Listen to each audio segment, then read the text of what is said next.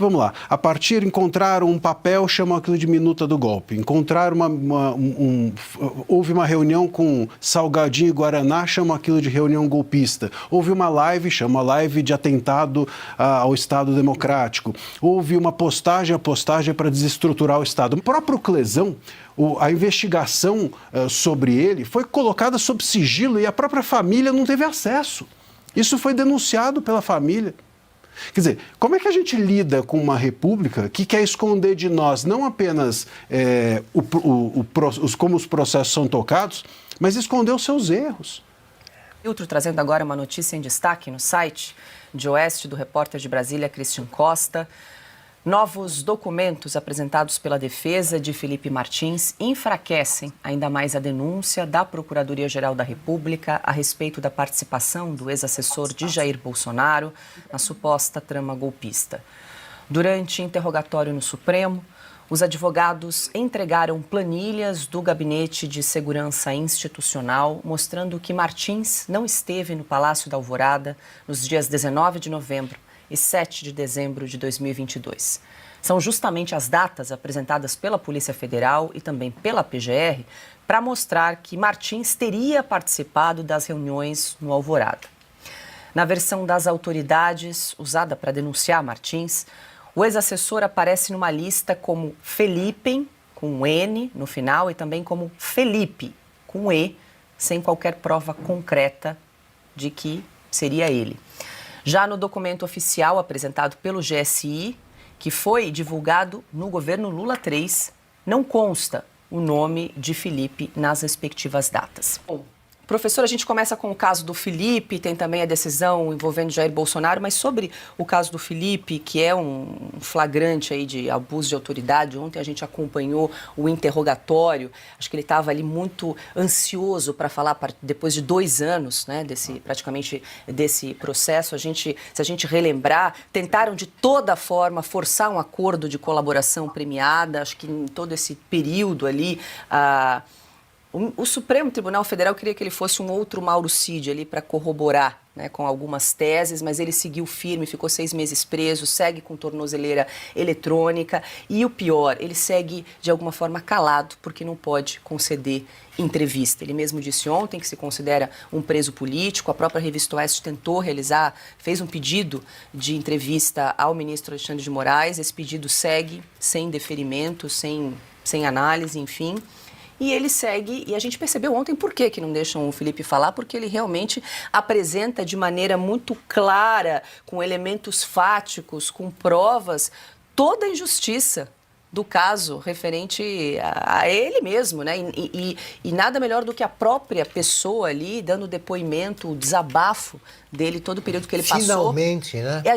Assim, ó, eu quis até acompanhar todo o depoimento, porque eu tinha curiosidade até de ouvir a voz dele, porque fazia muito tempo que nós não ouvíamos. Uma voz que foi silenciada, que continua silenciada. Nem ouvíamos também, né? Não víamos, nem ouvíamos. Sim. Esse caso, ele é realmente, Paula, enigmático. Eu acho que o Felipe Martins é um símbolo de como esse processo todo é um engodo, um completo engodo jurídico. Nem sei se jurídico é um termo que mereça, talvez um engodo político travestido de jurídico. Qual é a questão que me chama a atenção? A gente tem visto até reclamações ou denúncias da própria defesa do Felipe no sentido de arbítrios, etc. Agora, os arbítrios contra a defesa, eles igualam, vamos dizer assim, o caso dele a todos os demais processos e inquéritos que estão ocorrendo no Brasil, infelizmente, há 6 anos. Mas o caso dele em si é diferente de todos os demais, inclusive dos demais do processo do golpe. E por quê?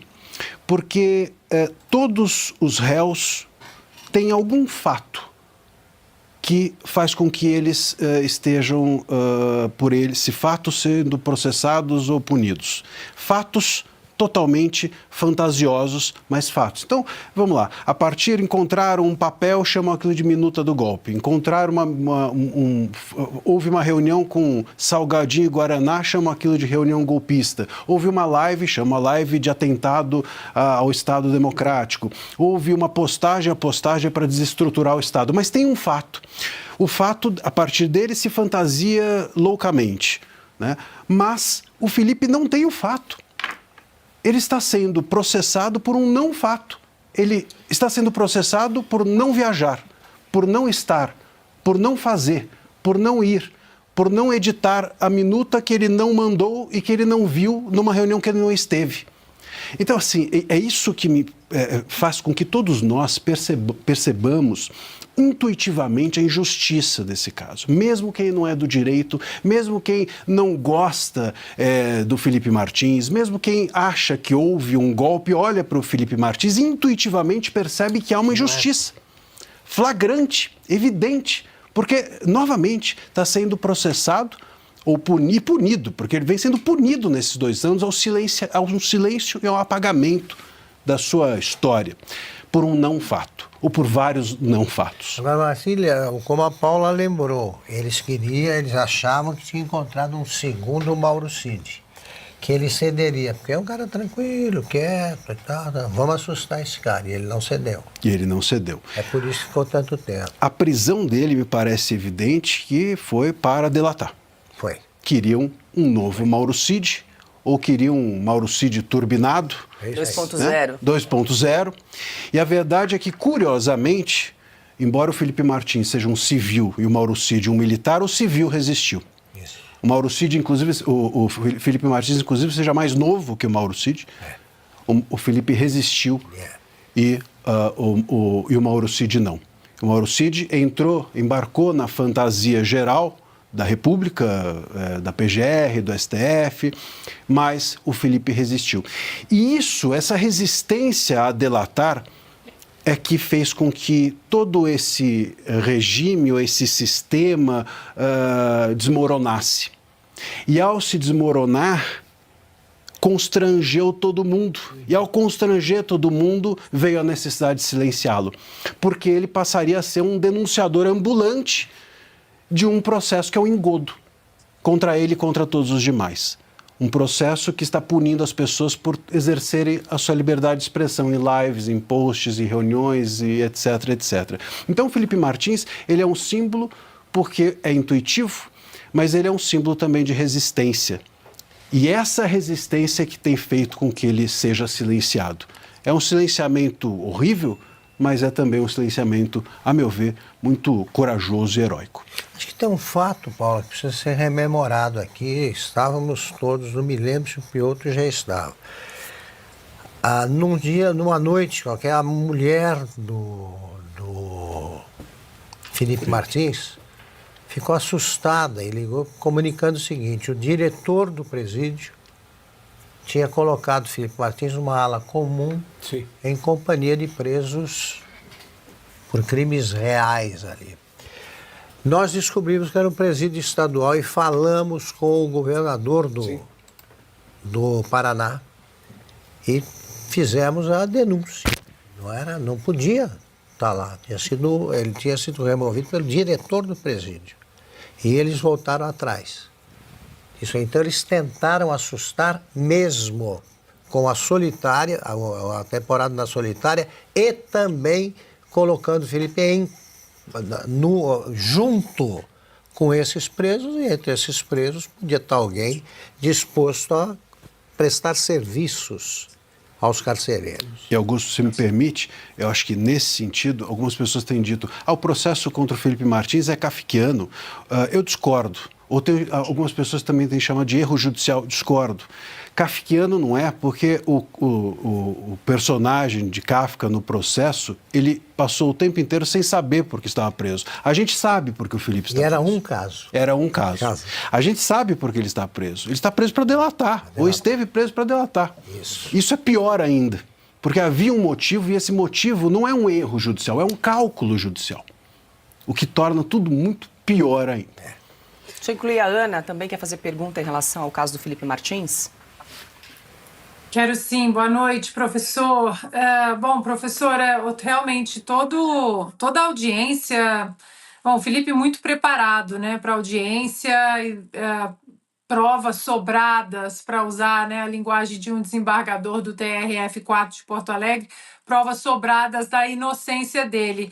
Mas, professor, o Alexandre Garcia mencionou a tortura, né, e o caso do Clesão, que é outro caso que, junto com o Felipe Martins, esses dois casos chamam muita atenção aqui dos americanos para a aplicação da Lei Magnitsky, porque essa palavra tortura está inserida nesses dois casos, e no caso do Clesão, ele faleceu na Papuda, faleceu na prisão, assim como o Sergei Magnitsky, que morreu na prisão na Rússia. E aí, professor, ontem as pessoas, né, alguns aqui congressistas interessados até em ouvir o Felipe, eles pediram que eu colocasse algumas legendas em alguns trechos específicos da oitiva de ontem, eu coloquei, e aí eu mandei uma mensagem para um deles e disse, agora, né, eu disse, agora é o Felipe, eu te mantenho informado. E aí eu achei interessante a resposta que eu recebi, queria dividir com o senhor para o senhor explicar isso. Aí a resposta que eu recebi foi essa que está aí na tela.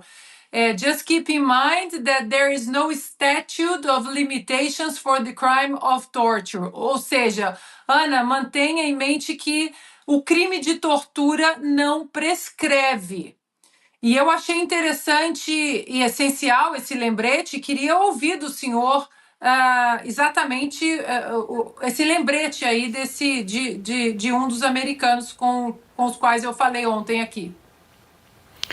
Ana, de fato, aqui no Brasil, acho que em boa parte dos países civilizados, não há prescrição para crimes de tortura. A gente está diante de, claramente, veja, uma tortura óbvia. Aliás, no depoimento, né, no interrogatório, o próprio Felipe começa a falar da solitária na qual ele esteve, e ele é interrompido pelo juiz. Quer dizer, havia um claro constrangimento de todos ali com aquilo que estava sendo dito, e isso já mostra o que aconteceu, né? Enfim, se houvesse, inclusive, uma boa-fé dos juízes, veja, como a gente falou aqui, ele está sem ser ouvido há 2 anos, praticamente, não é?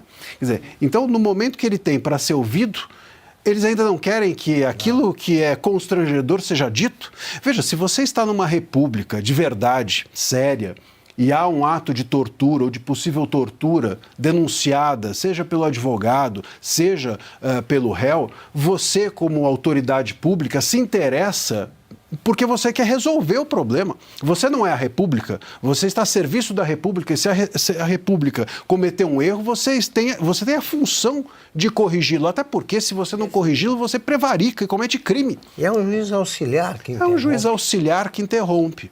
Então ele tinha o dever de ouvir para corrigir se houve de fato o erro. Não, ele tenta interromper. Isso mostra como a gente tem tratado aqui as questões nesse processo, silenciando, impedindo que as pessoas falem, impedindo que os advogados falem, tentando apagar aquilo que há de constrangedor, os rastros daquilo que foi feito e até mesmo as denúncias daquilo que o que o futuro pode apresentar. Isso não é um processo. Judicialmente não se resolve assim. Um processo judicial é aquele que a roupa suja é lavada dentro dele. É assim que se faz justiça, não se faz justiça com apagamento ou silenciamento nem de ninguém, nem de nenhum fato. Então, o próprio Clesão, a investigação sobre ele foi colocada sob sigilo e a própria família não teve acesso. Isso foi denunciado pela família. Quer dizer, como é que a gente lida com uma república que quer esconder de nós não apenas como os processos são tocados, mas esconder os seus erros? E o juiz auxiliar também contestou, interrompeu o Felipe quando ele disse que ele era o único preso que precisava ir semanalmente assinar o termo. Sim. Ele falou, não, tem outros presos que também têm essa exigência. Ele disse, olha, eu até pedi para o juiz, para o Tribunal de Justiça do Paraná, a informação que eu tive é que eu era o único preso que tinha essa obrigatoriedade de semanalmente comparecer para assinar a lista. Aí você vê que o juiz está defendendo uma tese, está defendendo... O juiz não tem lado. Aliás, o juiz não tem nem lado, e fica também aqui a menção à decisão do Alexandre de Moraes, também não tem inimigo. Não é? Ele tinha dito que tinha inimigos internos e externos. O juiz não tem inimigo, nem interno, e nem, muito menos externo. Esse não é o lugar do juiz se posicionar. E também não é parte. A parte é a PGR e os réus, ponto. Então, se alguém diz algo, não cabe ao juiz atalhar e dizer, não é bem assim. Né? Quem tem que fazer isso é a PGR. Mas parece que tanto Moraes quanto o juiz auxiliar, enfim, todos que estão nesse processo envolvidos como juízes ou de alguma forma representando o STF, a sensação que a gente tem é que eles estão ali em defesa de uma tese. E isso é tudo menos um processo judicial.